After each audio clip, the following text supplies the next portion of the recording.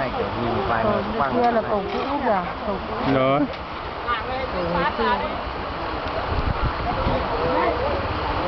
Đây là mai khai hội gì san thàng keo. Cái cầu đấy cũng đi xiếc nhiều lần rồi.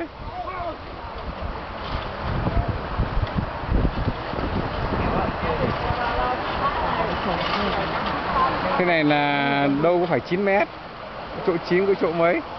Chỗ kia kìa. Chỗ 15 mét. Thì người ta nói 15 mét thật. Nó bảo 15 Đúng rồi. Nó bảo từ 9 15 mét còn gì nữa. Lại thì xuống vào cái cục kia còn gì là người nữa, đúng không? Vâng. Không còn gì để mà nói nữa.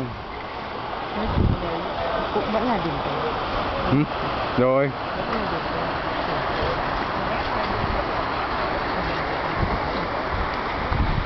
Ai nghĩ mà lại như thế này được?